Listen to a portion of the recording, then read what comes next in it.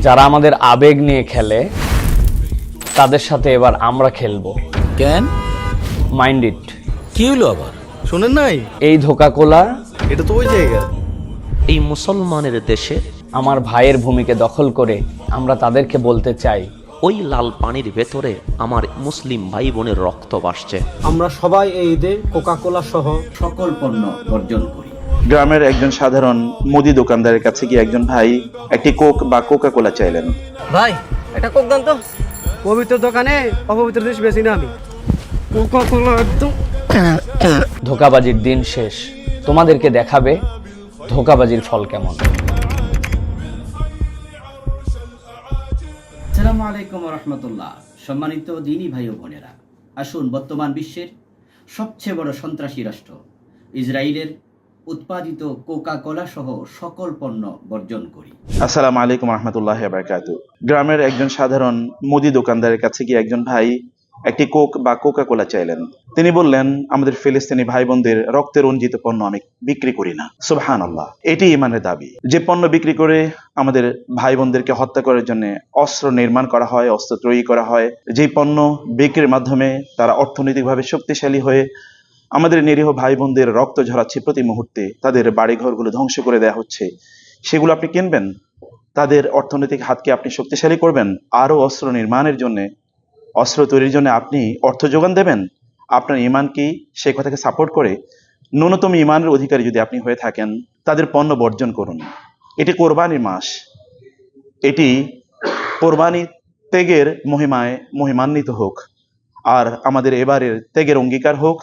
তাদের পণ্য আমরা বর্জন করব, যারা ইসলাম এবং মুসলিমদের বিরুদ্ধে অনন্ত যুদ্ধে অবতীর্ণ হয়েছে। আমরাও তাদের বিরুদ্ধে যুদ্ধ করতে চাই, আর আমাদের এবারে যুদ্ধ হবে অর্থনৈতিক যুদ্ধ। সেই যুদ্ধে আপনি একজন গর্বিত সৈনিক হন। প্রিয় দর্শক, গাজার কথা আমরা সকলেই জানি, রাফার কথাও আমরা সকলেই জানি। সেখানে নিরীহ মুসলমানদের রক্ত ঝরছে, হাজার হাজার মুসলমান শহীদ হচ্ছে। মানচিত্রের বিভাজনের কারণে আমরা সরাসরি গাজায় কিংবা রাফায় শরিক হতে পারছি না, কিন্তু আমাদের উচিত আর্থিকভাবে যারা দখলদারদের সাহায্য করছে তাদের যাবতীয় পণ্য বয়কট করা। সামনে মুসলমানদের পবিত্রতম উৎসব ঈদ উল আজহা।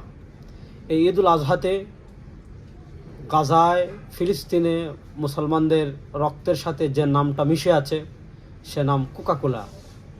আমরা সবাই এই ঈদে কোকা-কোলা সহ ইসরায়েলের যত পণ্য আছে, কোকা-কোলা, 7 আপ, আরও যত পণ্য আছে সব পণ্য বয়কট করব। আমরা যদি তাদের পণ্য বয়কট অব্যাহত রাখি, তাদের অর্থনৈতিক মেরুদণ্ড ভেঙে যাবে। তাদের অর্থনৈতিক মেরুদণ্ড ভেঙে গেলে মুসলমানদের উপর তাদের জুলুম অত্যাচার এমনিতেই কমে আসবে। তাই আসুন আওয়াজ তুলি, বয়কট কোকা-কোলা। আমরা পরিচয়ে মুসলিম, এখন প্রমাণ করতে হবে আমরা কি কাজে মুসলিম নাকি নামে মুসলিম। এই মুসলমানের দেশে যখন ইসরায়েলি পণ্য আদান প্রদান ক্রয় বিক্রয় হয়, তখন বলতে ইচ্ছে হয় আমরা নামে মুসলিম কিন্তু কাজে মুসলিম হতে পারিনি। যখন কোকা-কোলা, পেপসির লাল পানীয়গুলো আপনি আমি দেখি, তখন মনে হয় শুধু পানীয় দ্রব্য, কিন্তু আমার মনে হয় ওই লাল পানির ভেতরে আমার মুসলিম ভাই বোনের রক্ত ভাসছে। কারণ তাদের লাভ্যাংশের টাকা দিয়ে অস্ত্র কেনা হয়, আর সেই অস্ত্র দিয়ে আমাদের পবিত্র স্থান মসজিদে আকসা রক্তাক্ত হয়, ফিলিস্তিনের ভূমি রক্তে রঞ্জিত হয়। তাই মুসলিম হিসেবে আমাদের দায়িত্ব ইসরায়েলি পণ্য বয়কট করা। আজ থেকে আমাদের স্লোগান হবে কোকা-কোলা, পেপসি সহ যত ইসরায়েলি পণ্য সামগ্রী আছে সকল কিছু আমরা বয়কট করব। এটাই আমাদের ঈমানি দাবি। আসুন সবাই ঐক্যতার সাথে ইসরায়েলি পণ্য কোকা-কোলা, পেপসি বয়কট করি, এবং আমরা রব্বুল আলামিনের দরবারে স্বচ্ছ থাকি। আমরা ফিলিস্তিনের পক্ষে যুদ্ধ করতে না পারলেও অর্থনৈতিক যুদ্ধে আমরা অংশগ্রহণ করেছি। যারা আমাদের আবেগ নিয়ে খেলে তাদের সাথে এবার আমরা খেলবো। Mind it. ধোকাকোলা আমি খাই না, আপনি কি খান? মনে রাখবেন, এই ধোকাকোলা তারা সমকামিতাকেও প্রমোট করে এবং সকল শয়তানি এক সূত্রে গাঁথা। যারা আমার দেশ, আমার ভাইয়ের ভূমিকে দখল করে ফ্যাক্টরি বানিয়ে তারাই আবার আমাদেরকে বুঝাতে চায় যে এই ফ্যাক্টরি সেখানেও আছে, আমরা তাদেরকে বলতে চাই ধোঁকাবাজির দিন শেষ, এবার তৌহিদি জনতার বাংলাদেশ তোমাদেরকে দেখাবে ধোঁকাবাজির ফল কেমন।